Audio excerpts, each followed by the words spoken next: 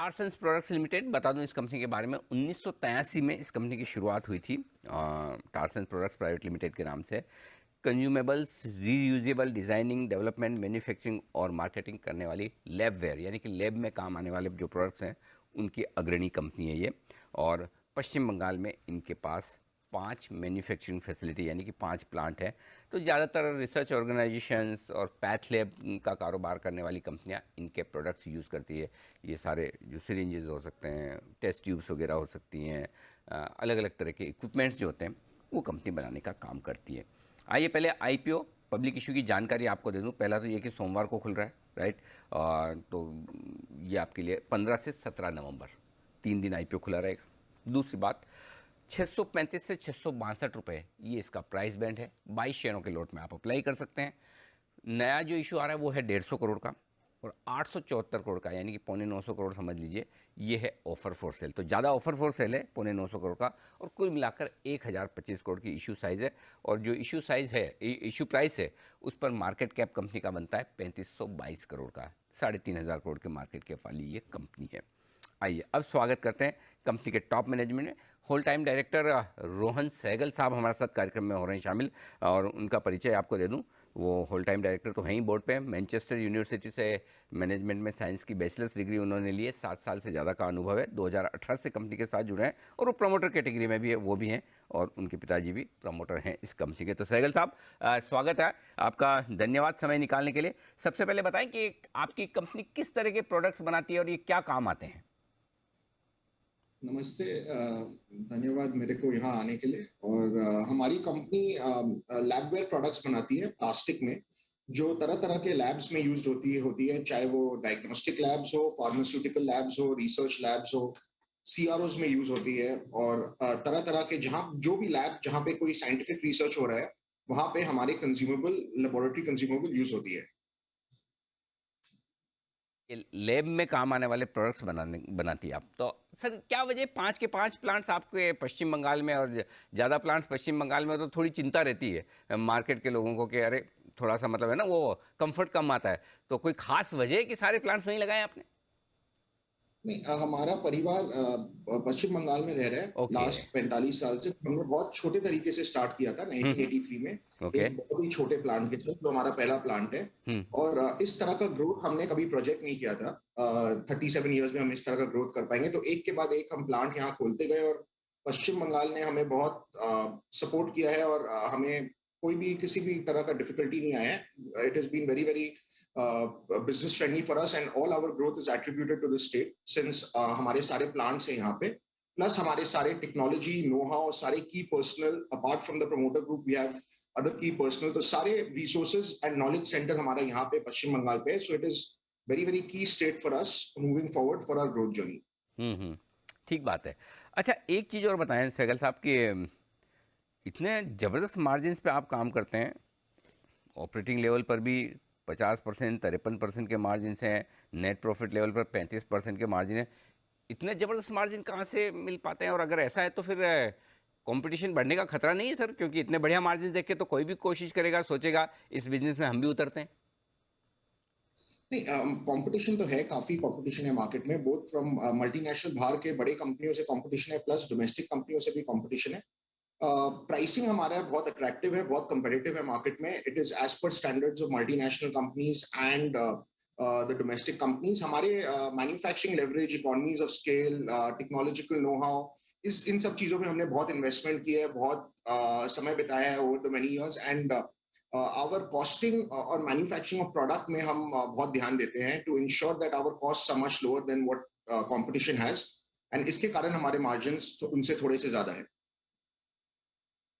के तो ये तगड़े मार्जिन वाला मामला। अच्छा, एक आपकी जो रॉ मटेरियल को लेकर मुझे सवाल पूछना था कि 75% आपका रॉ मटेरियल आप विदेशों से इंपोर्ट करते हैं, राइट? क्या वजह, क्या हाँ जी। हिंदुस्तान में नहीं मिलता? और अगर इंपोर्ट करते हैं तो फिर थोड़ी रिस्क रहती है कि टाइम से मिला नहीं मिला, महंगा मिला, सस्ता मिला। और आजकल जो ये रॉ मटेरियल के दाम इतने बढ़ गए, तो आपके भी फर्क पड़ता है कि क्रूड के दाम बढ़ रहे हैं तो आपके रॉ मटेरियल कॉस्ट बढ़ जाएगी, ऐसा होता है सर? तो 25% रॉ मटेरियल जो हम इंडिया से लेते हैं उनका क्रूड डिपेंडेंट है, क्योंकि वो स्टैंडर्ड कमोडिटी ग्रेड रेजिन है। हम्म। और जो 75% रॉ मटेरियल हम बाहर से मंगवाते हैं, वो स्पेशलाइज्ड ब्लेंडेड रेजिन होते हैं for medical applications only. Unfortunately वो इंडिया में ऐसे ग्रेड्स नहीं बनते, क्योंकि यहाँ पे मार्केट उतना बड़ा नहीं है जिस तरह से बाहर पे मार्केट ज्यादा बड़ा है। तो हमें कोई ऑप्शन नहीं है, बट हमें बाहर से इंपोर्ट करना पड़ता है। अभी तक लास्ट 3 साढ़े 3 डेकेड्स में, 30 35 सालों में हमें कोई प्रॉब्लम नहीं हुआ है। हमारे सप्लाई चेन डिपार्टमेंट ने इसे बहुत अच्छे से संभाल के रखा हुआ है। अच्छा रोहन जी, एक चीज़ बताइए, जैसे मैं मार्च 19, 20 और 21 3 साल के डेटा है मेरे पास, तो 180 करोड़ से हाँ आपकी जी। सेल्स बढ़कर 225 230 करोड़ हो गई, ठीक है, थोड़ी सी बढ़ी है। हाँ जी। थोड़ा हाँ पिछले जी। 5-7 साल का आइडिया दें कि किस तरह की ग्रोथ रही है कंपनी में, प्रॉफिट की, सेल्स की, तो एक अंदाजा लगे हमें कि अगले 3-5 सालों में कंपनी की ग्रोथ कैसी रहेगी। अगले लास्ट 5 सालों में अराउंड 14.5% की ग्रोथ आई है, और लास्ट 10 सालों में अराउंड 18% की ग्रोथ आई है। कंपनी कंसिस्टेंटली अच्छे ग्रोथ ट्रैजेक्टरी में है, बोथ टॉप लाइन और बॉटम लाइन में। और अगर हम ये डिसिप्लिन मेंटेन रखें तो आगे भी बेहतरीन परफॉर्मेंस होगी। अच्छा ठीक है सर, अब ये बताइए कि आगे ग्रोथ कहाँ से आएगी। 5 प्लांट हैं, फुल कैपेसिटी पे चल रहे हैं, या यहीं से आप और बिजनेस बढ़ाने वाले हैं, कुछ नए प्लांट्स एक्सपांशन क्या करेंगे सर, ये बताइए ज़रा मुझे।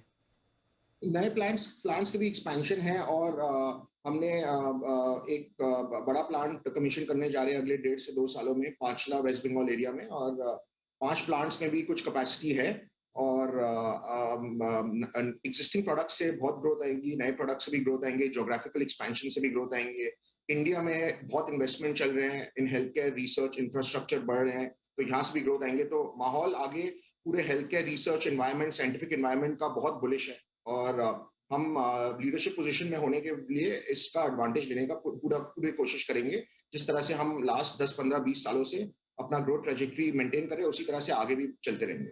लेकिन आप इशू तो फ्रेश 150 करोड़ का ही ला रहे हैं सर, ज़्यादा पैसा तो ले नहीं रहे मार्केट से, बाकी तो 950 करोड़ तो आपका ऑफर फॉर सेल में है, तो कंपनी के पास तो 150 हाँ करोड़ ही जी। जाएगा, तो एक्सपांशन के लिए काफ़ी है ये पैसा। हाँ जी, और हमारे इंटरनल अप्रूवल्स बहुत स्ट्रांग है, और कंपनी एज एज आपने बताया हाईली प्रॉफिटेबल है, तो इंटरनल अप्रूवल्स बहुत स्ट्रांग है, तो मोर देन सफिशिएंट है हमारे proceeds from the primary raise as well as internal approvals. Cash rich, debt free. Absolutely, after IPO, yes, debt free. अच्छा, after IPO debt free, okay. अभी कितना debt है sir. Approximately 78 crore rupees का debt है। तो वो फिर इस इशू से जो पैसे आएंगे उससे चुका देंगे, राइट। हाँ जी। ओके अच्छा, एक आपके प्रोडक्ट्स में ये प्लास्टिक का यूज तो होता ही होगा, राइट, ज़्यादातर जो जिस हाँ तरह जी। के आप बना, तो ये हाँ एक जी। वो हमेशा डर हाँ रहता जी। है कि भाई प्लास्टिक पे बैन बार बार सुनते हैं, तो वो कोई रिस्क है या फिर हाँ जी। आप वाले प्रोडक्ट्स में नहीं होने वाला।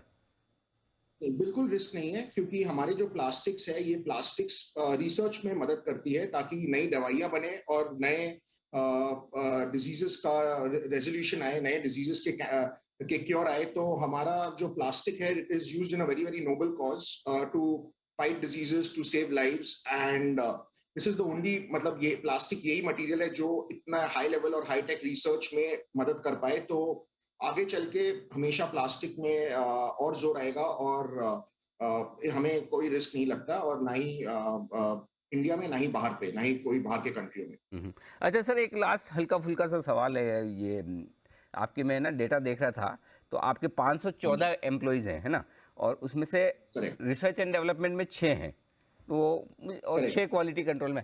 आपको नहीं लगता कम है बहुत, करेक्ट। क्योंकि आपकी इंडस्ट्री इतनी इवॉल्व हो रही है, नए नए प्रोडक्ट्स भी आपको देखने पड़ते होंगे, क्वालिटी कंट्रोल भी मेंटेन करना, काम चल जाता है इतने से। हाँ जी, चल जाते हैं। हम लोग लीन ऑर्गेनाइजेशन है, we try and manage our resources very well. And सारे जो क्वालिटी कंट्रोल और रिसर्च के आदमी लोग हैं, बहुत एक्सपीरियंस्ड है, हमारे कंपनी में बहुत सालों का तजुर्बा है उन्हें, और इस कारण हम बहुत अच्छे तरीके से मैनेज कर लेते हैं। बट आगे चलते जैसे ही कंपनी का साइज बढ़ रहा है, आप रिसर्च एंड डेवलपमेंट में डेफिनेटली बहुत और लोगों को देखोगे। Okay. Research and development will expand. तो अच्छा, कंपनी तो आपके फादर साहब ने शुरू की है, सहगल साहब ने, हाँ जी। अब हाँ आप जी। विदेश हाँ में जी। पढ़ाई करके आ गए हैं, तो हाँ जी। तो मतलब क्या इसके पीछे थॉट प्रोसेस क्या है, कहाँ तक ले जाने वाले आप कंपनी को, अब तो कमान आपके हाथ में ही होगी ना सर। नहीं, ऐसी बात नहीं है। सब हमारे, we are govern by board, and Sanjeev Sahgal जो मेरे फादर है, और हम दोनों बोर्ड के पार्ट है। जी। और it is a joint effort, and he is very much active in the business, and he has a very very strong vision for the business.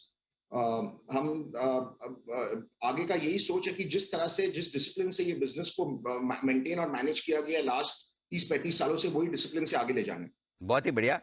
Rohan जी, बात करके आपसे बड़ा मज़ा आया, बहुत इंटरेस्टिंग कंपनी है। और दीप, अच्छी बात है कि बड़े हाई मार्जिन पर काम बिल्कुल। करने वाली कंपनी, ऑपरेशन